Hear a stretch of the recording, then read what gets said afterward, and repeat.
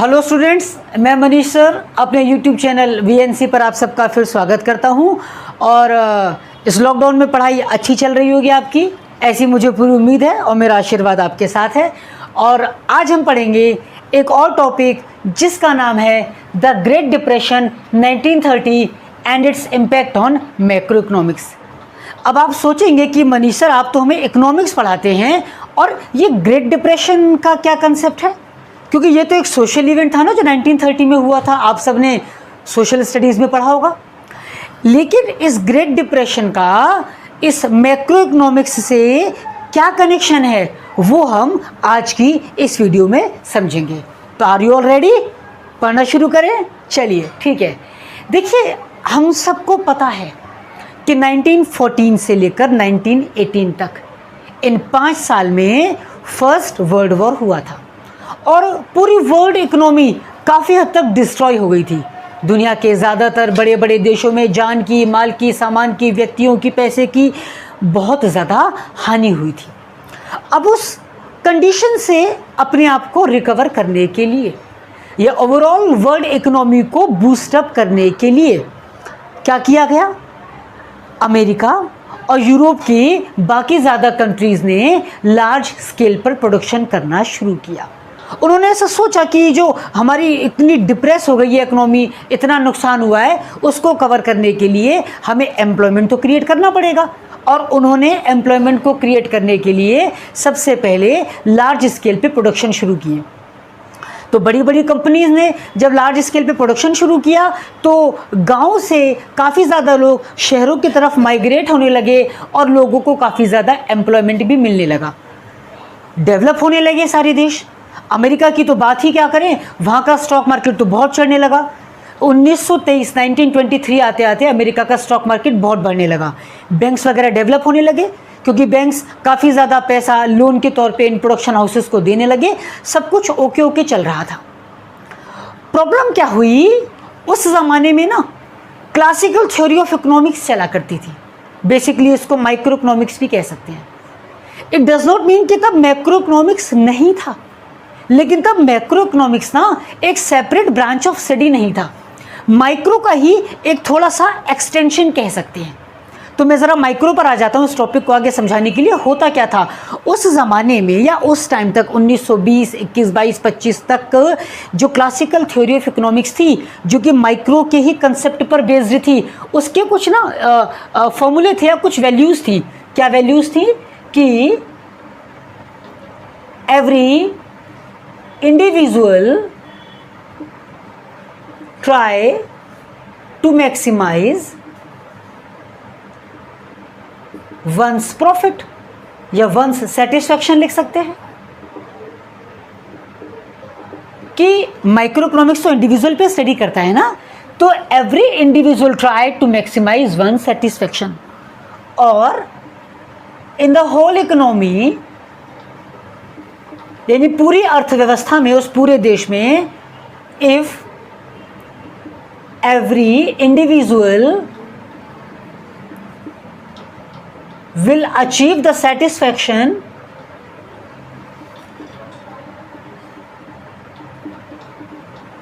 सो economy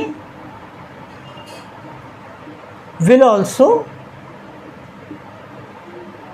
achieve welfare गोल।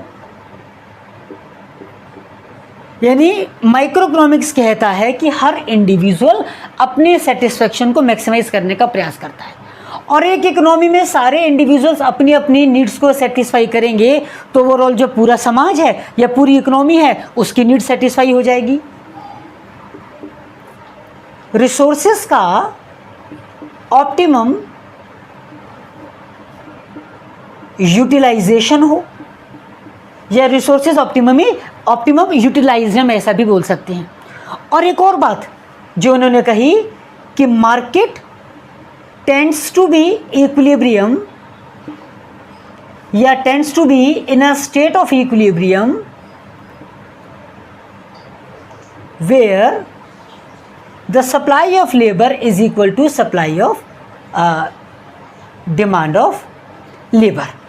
इस concept पर classical theory चला करती थी। एक प्रॉब्लम और थी, इन क्लासिकल थ्योरी के इकोनॉमिस्ट का सोचना था कि supply creates its own demand, यानी सप्लाई और डिमांड दो अलग अलग एस्पेक्ट्स होते हैं ना, एक सिक्के के दो पहलू। लेकिन उस समय के इकोनॉमिक्स ना सिर्फ सप्लाई पर ही फोकस किया करते थे, वन साइडेड फोकस किया करते थे, और वो कहते थे कि सप्लाई अपनी डिमांड को खुद क्रिएट कर लेती है। इन्हीं सारे कारणों से जो लार्ज स्केल पर प्रोडक्शन हो गया, सबको एम्प्लॉयमेंट मिल गया, स्टॉक मार्केट बढ़ गया, बैंक्स बढ़ गए, तब क्या हुआ? तब प्रॉब्लम ये हुई कि उस बने हुए सामान को परचेज करने के लिए मार्केट से डिमांड क्रिएट नहीं हुई। क्यों नहीं हुई? क्योंकि ज़्यादा प्रोडक्शन हाउसेस को तो बैंक से लोन मिल गया था, वो तो प्रोडक्शन कर रहे थे, लेकिन रेस्ट ऑफ द जो पीपल थे they were not having too much money, और पैसे की कमी के कारण मार्केट से डिमांड क्रिएट नहीं हुई। अब जब सप्लाई मार्केट में पूरी है और डिमांड मार्केट से क्रिएट नहीं हो रही, तो उस कंडीशन में इक्विलिब्रियम कैसे आएगा? तब फर्दर प्रोडक्शन को करना पड़ा स्टॉप, और जो उनके पास बड़े बड़े प्रोड्यूसर्स के पास अनसोल्ड गुड्स था, अनसोल्ड स्टॉक था, उसको सेल आउट करने के लिए उनको प्राइस करने पड़े डिक्रीज। तो एक तरफ तो प्राइस हुए डिक्रीज, दूसरी तरफ उन्होंने प्रोडक्शन कर दिया स्टॉप। अब जब फर्दर प्रोडक्शन स्टॉप होने लगा, तो जब आउटपुट कम हो गया, प्रोडक्शन स्टॉप हो गया, तो लोगों को रोजगार नहीं मिलेगा। तो ऐसे बड़े प्रोडक्शन हाउसेस ना अपनी संस्थाओं से, अपनी फैक्ट्री से लोगों को निकालने लगे। तो एक ट्रैप सा बन गया। किस प्रकार का ट्रैप बन गया? दोबारा बोर्ड पर समझते हैं। यहाँ पर ध्रुवे से पॉज कर देना और मैं रब करूँगा, तब उसको ऑन कर। अब क्या हुआ? जैसा कि मैंने बताया, उस सप्लाई के अकॉर्डिंग एग्रीगेट डिमांड प्रॉपर नहीं हुई, यानी एग्रीगेट डिमांड लो हो गई। एग्रीगेट डिमांड लो हो गई तो लो हो गया प्लान्ड आउटपुट। अब अगर आउटपुट कम हो गया, प्रोडक्शन ही नहीं होगा, तो क्या होगा? लो लेवल ऑफ एम्प्लॉयमेंट हो गया। अगर अब एम्प्लॉयमेंट कम हो गया तो देश की जीडीपी कम हो जाएगी, और जीडीपी कम हो गया तो फिर एग्रीगेट डिमांड कम हो गया। इस प्रकार एक पूरा विशियस बड़ा खतरनाक सर्कल बन गया, और इसे बोला गया लो लेवल इक्विलिब्रियम ट्रैप या विशियस सर्कल। यह समस्या उत्पन्न हो गई। अब इस समस्या से हुआ क्या? इस समस्या से ये हुआ कि जब मार्केट में डिमांड नहीं हुई, प्रोडक्शन ज़्यादा हो चुका था, फर्दर प्रोडक्शन स्टॉप हो गया था, तो अब लोग अपने सोर्सेज के लिए बैंक में जाकर अपने पैसे को विड्रॉ करने लगे। तो बैंक से सेविंग्स और इन्वेस्टमेंट्स की लीकेज होने लगी, बैंक से मनी का आउटफ्लो होने लगा। दूसरी तरफ प्रोड्यूसर्स का माल नहीं बिक रहा था, they were not able to sell their product. तो जब वो प्रोडक्ट नहीं बेचेंगे, उनके पास इनकम नहीं होगी, तो अपने लोन्स को कैसे पे कर पाएंगे, रिडीम कैसे कर पाएंगे? तो बैंक के जो लोन थे, बैंक ने जो कर्जे बांटे हुए थे, वो भी नहीं चुके। तो बैंक के पास एक तो उनके द्वारा दिया गया कर्जा वापस नहीं आ रहा था, और बैंक में हुई सेविंग्स और इन्वेस्टमेंट्स स्मॉल इन्वेस्टर्स की बाहर निकलने लगी। तो बैंक्स से मनी का आउटफ्लो होने लगा ज़्यादा और इनफ्लो होने लगा बिल्कुल कम। तो बैंक्स होने लगे धराशायी, बैंक होने लगे इंसॉल्वेंट, बैंक होने लगे बैंकरप्ट। और ऐसा माना जाता है कि 1929 से 1939 तक, सेकेंड वर्ल्ड वॉर शुरू होने से पहले तक 9000 से ज़्यादा बैंक बैंकरप्ट हो गए। स्टॉक मार्केट 50 अरब डॉलर से ज़्यादा गिर गया, इतनी मनी डूब गई। और ऐसा कहा जाता है कि 24 अक्टूबर 1929 को अमेरिका में ब्लैक ट्यूसडे कहा गया। ब्लैक ट्यूसडे क्यों कहा गया इस दिन को? क्योंकि 24 अक्टूबर 1929 को अमेरिका का स्टॉक मार्केट 16 अरब डॉलर से ज़्यादा नीचे गिर गया था। इसके अलावा 1929 में ना अमेरिका में ही डस्ट बाउल हुआ था।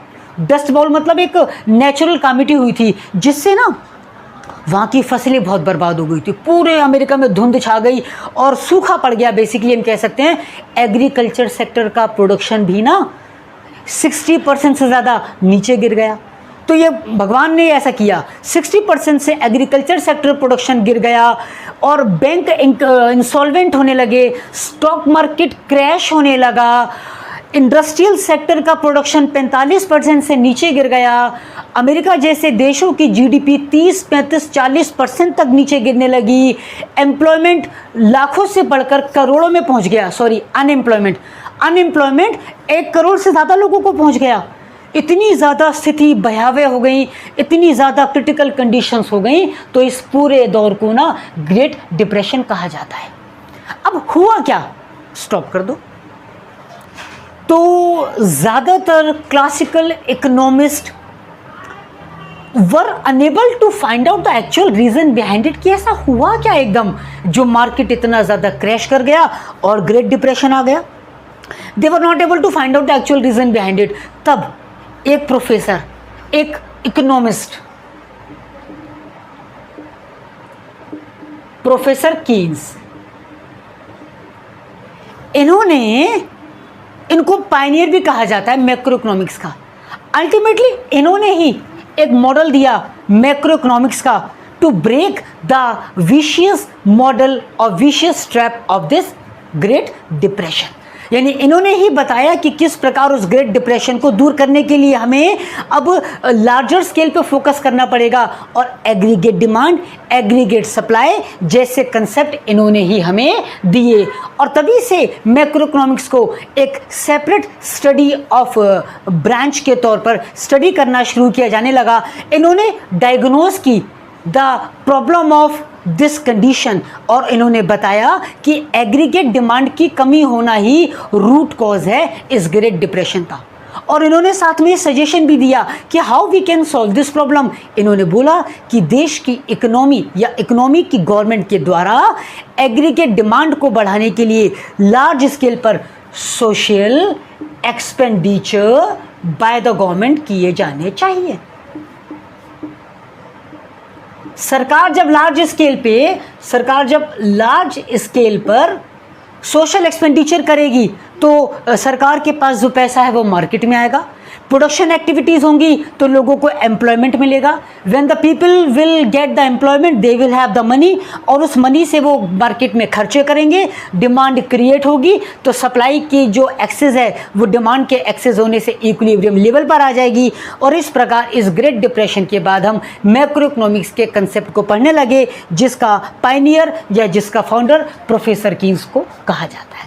इस प्रकार मैंने ग्रेट डिप्रेशन की थ्योरी को मैक्रो इकोनॉमिक्स से कनेक्ट किया। आई होप कि समझ में आया तो चैनल को लाइक, सब्सक्राइब, कमेंट और शेयर। और इसके बाद मैक्रो इकोनॉमिक्स के बेसिक कंसेप्ट में आपको अगली वीडियो में समझाऊंगा। Till then bye, god bless, take care.